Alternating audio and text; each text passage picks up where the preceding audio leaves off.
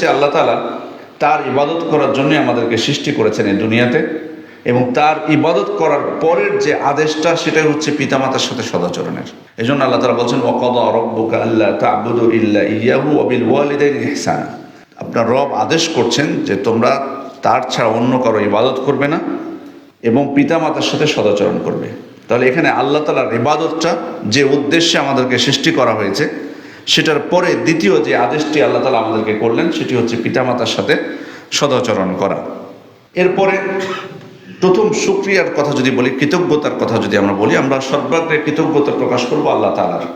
আল্লাহ তাআলার কৃতজ্ঞতার পরে মানুষের কৃতজ্ঞতাও পোষণ করতে বলা হয়েছে, কিন্তু পবিত্র কোরআনে আল্লাহ তাআলা তার কৃতজ্ঞতার প্রকাশের পরপরই পিতামাতার কৃতজ্ঞতা করার আদেশ করেছেন।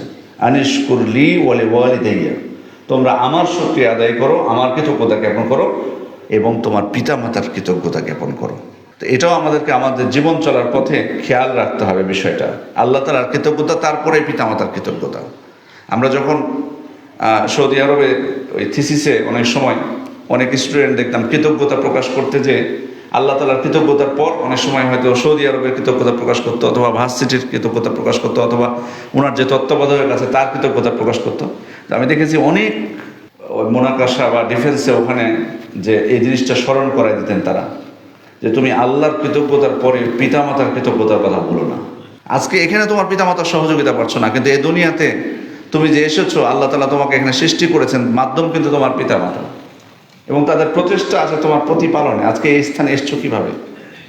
সুতরাং অবশ্যই আল্লাহ তাআলার আদেশ যে তার কৃতজ্ঞতার পর পিতামাতার কৃতজ্ঞতা আগে প্রকাশ করবা।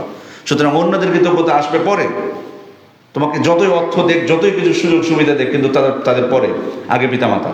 সম্মানিত উপস্থিতি, এই জন্য দ্বিতীয় যে বিষয়টি কৃতজ্ঞতার ক্ষেত্রে আল্লাহ তাআলা আমাদেরকে আদেশ করেছেন পিতামাতার কৃতজ্ঞতা প্রকাশ করার জন্য।